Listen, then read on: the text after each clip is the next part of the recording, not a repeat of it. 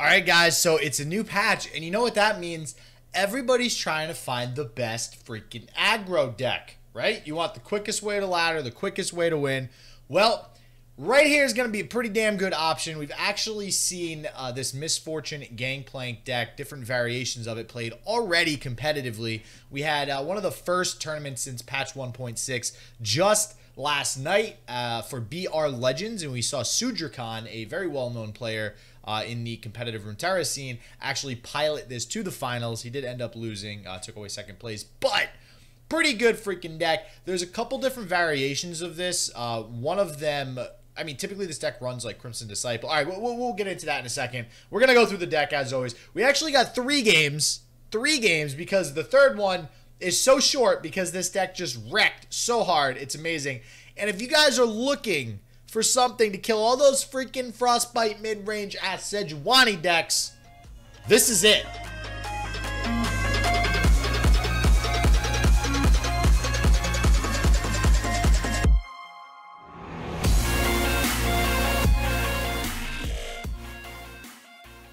Alright, and as always, if you're new to the channel, hit that subscribe button. Lots of Runeterra content. God, I'm so excited.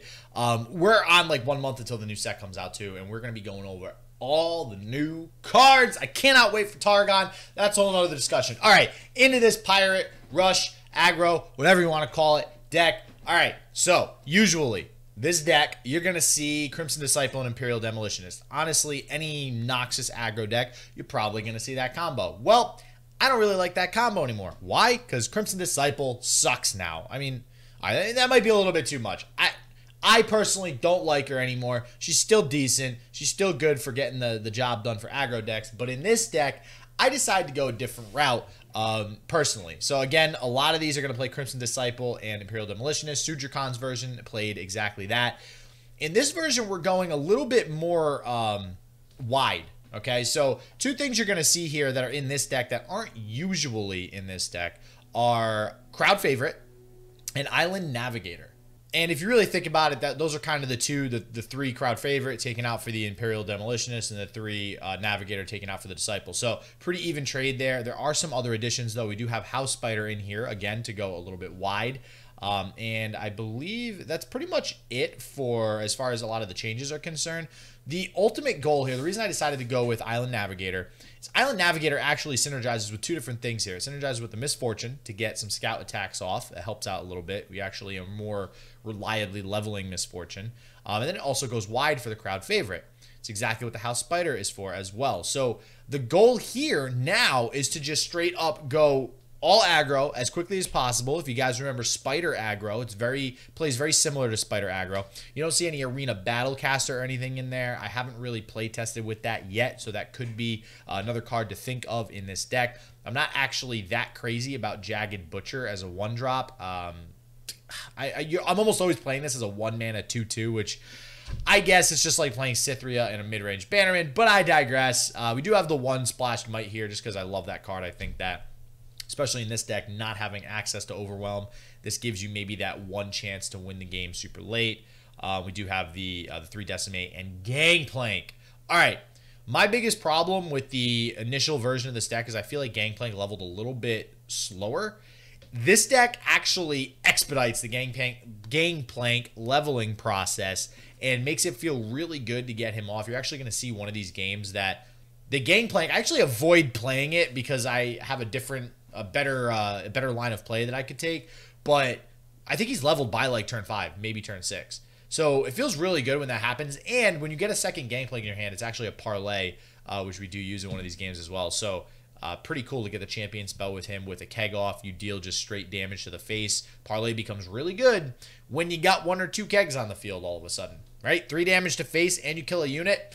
Sounds good. Sign me up. So, yeah, ultimate strategy, swarm the board and just go wide. Maybe play a Crowd Favorite, get some of that Overwhelm damage. You got the Noxian Fervor for burn. You got the Make It Rain. You do want to try to be damaging their Nexus every turn if possible. And, yeah, I think this is a more fun way to play the deck, too, than the Crimson Disciple Demolitionist. I feel like that's kind of just a gimmicky strategy now, especially with the Disciple only dealing 1 damage. So, without further ado, let's get into these 3 games.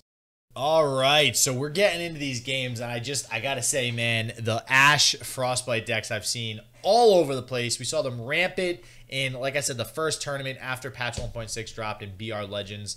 Lots of the Brazilian scene playing this Ash midrange. I think something like 60%, excuse me, of the decks were actually Ash midrange, so it's basically everybody playing it. Yeah, this is gonna be a deck you see a lot. In this deck, this Pirate, Rush, Aggro, whatever you want to call it, absolutely wrecks Ash midrange. You can see here we start off with the Precious Pet, which is obviously always pretty good. Feels good to start off with a 1-drop. I actually am considering adding some other 2-drop. Maybe the Arena Battlecaster is the way to go. It seems like I'm typically having trouble getting a 2-drop in hand. Obviously, we're running 9 1-drops. Not sure if 9 2-drops is really the way to go. It seems almost a little too aggressive, a little too low curve. So we'll see as we play this deck a little bit more. But we do get the Petty Officer off. Since this thing has been changed to 2 health, it is just absolutely ginormously better. That's another card as well. I didn't mention this when we went over the deck, that allows you to go wide. You can see it here. We're already, going pretty wide, even without being able to draw those 2-drops I was talking about. We haven't drawn into any Grenadiers or anything like that. Now, our opponent, thankfully, also did not draw like a Trapper or something like that, which is pretty big. But Trapper, honestly, is not that big of a concern with this deck. You're going to see in the next couple of games as well. There's a couple ways I actually play around the Trapper. We do see the Sejuani come out. So this is what I think I was talking about. I actually have the 2 Gangplanks in my hand. I think they're already leveled, or they're about to level this turn. Yeah, okay. So I have Gangplank leveled right now on turn 6. So like I said, super fast to level this Gangplank with this deck. It feels amazing. We do go with the Island Navigator to go wide, and this is what I was talking about with the decision. I have the opportunity to play Crowd Favorite here. So I think this is a little bit of a misplay because I should have been playing around the Reckoning, but I do end up just dropping the 1-drop, and then I smash the Crowd Favorite because obviously it just makes the most sense. I know they don't have it now. You always want to be playing around Reckoning with this deck. And one of the ways to do that, and I think it's in the next game that I actually do that with Crowd Favorite. If you have a wide board and you know it's going to get destroyed by Reckoning, when they play Reckoning, they're usually going to be out of mana after they do so. So playing something like a Crowd Favorite will usually still allow you to jam some damage in. Now, obviously, in this situation, my opponent has a 7 health Sejuani. Not much we can do about that. It's buffed with Omen Hawk. That's not optimal. A Crowd Favorite, it doesn't really matter if they have Reckoning. It's just kind of hard to get damage through anyways.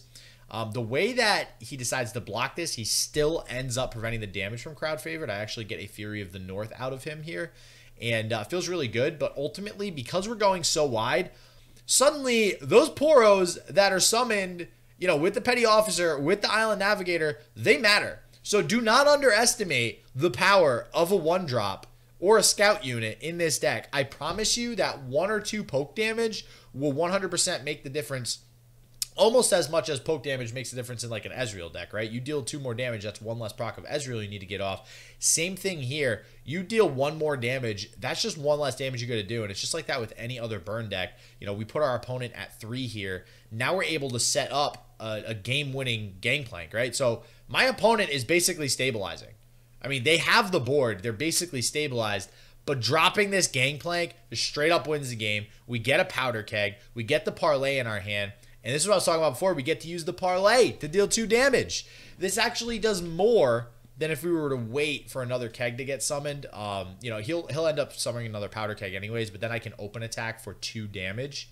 And just kind of guarantee the win a little bit more. There's really nothing that Noxus Failure plays for heal. So it's not like we're really playing around anything there, but it feels good to get a parlay off when you have a Gangplank on the field with a Keg and it's leveled. Just one of those feel-good plays, kind of like when you level a Misfortune, which we are going to see here as well. We actually didn't even draw the Misfortune that entire game. And when you draw Misfortune, man, you are definitely good to go because Misfortune can level quick in this deck, and Misfortune leveled is absolutely bonkers. 3 damage to the face whenever she attacks is nuts. But you can see here, again, going wide. And what I've found going up against these Frostbite decks so often is that unless they have Trapper, which that's 2 games in a row which my opponent hasn't drawn Trapper, they have to use Frostbite to prevent damage there. And that starts taking away some of the tools they have in their hand. And then they're forced to play something like this Ash, which, they probably feel pretty safe playing. I could Fervor it, but using a Fervor on an Ash actually doesn't really seem like the best use of a Fervor in this deck. You still just want to focus on going wide. You want to double down on your strategy, which is exactly why we take the 5 damage here. We don't even actually care about having the attack go to face with the Ash. We go wide. We have 5 units on the board. Now, again, this is what I was talking about. I'm now sitting here thinking, okay, my opponent could have Reckoning. So there's no way in hell I want to play the Misfortune or the Jagged Butcher here. I consider an open attack just to push as much damage as possible. But what I do is decide to play the crowd favorite. Because what I'm thinking is, okay, if he plays Reckoning, he goes down to 2 mana. 2 mana is not enough to actually freeze this crowd favorite. Flash Freeze is 3 mana, and Brittle Steel is only 3 health or less. The 7/6 can't be frozen. So that forces him to play a Reckoning and then block with the Ash. I still get 4 damage and kill his Ash. I am A-okay with taking that trade. Instead, he doesn't play Reckoning. He has a Flash Freeze for this crowd favorite, and I still end up pushing damage. So either situation, as you can see there, actually works out better for me. I actually end up getting the 2-for-1 trade with the Flash Freeze and the Calling Strike. Basically, pay 6, kill a unit, but he's losing 2 cards. So again, just super, super good there. And because we went wide, we're able to get all those tiny little units to get those chip damage through. That chip damage, we have game. I mean, he's at 6. We have more than game. We have 2 Decimate in our hand. We got Noxian Fervor. He opened with Trapper. We know he still doesn't have a Reckoning. So we can just go ahead and freely play this Decimate at some point next turn. I think we actually play the Jagged Butcher here, because the Jagged Butcher leaves us with 1 mana going into turn 7. That gives us 8 mana, so we can play Decimate and Noxian Fervor on the same turn. That's how you do math, people. That is how you, and let me just say, there is many a time where I cannot properly do math while casting. Math is hard, all right? All right, guys, math is super hard. But this math is easy, right? We know we got game.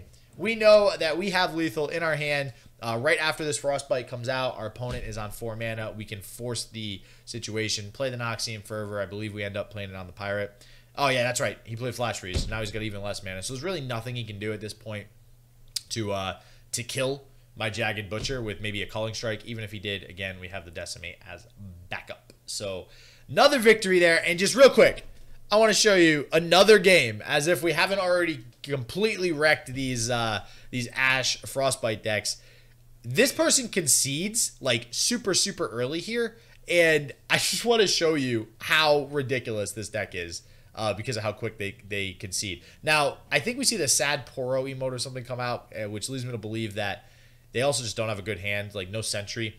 There are some Ash mid-range decks that have been cutting Sentry, which is actually really good for this matchup if they do cut Sentry. Even if he had an Omen Hawk, because Legion Grenadier is 2 health now, Omen Hawk still doesn't actually feel that great. And we're still going to be able to attack again with the Grenadier on the following turn. He still doesn't have any units, which at that point, again, we see the freeze come out. We force the freeze.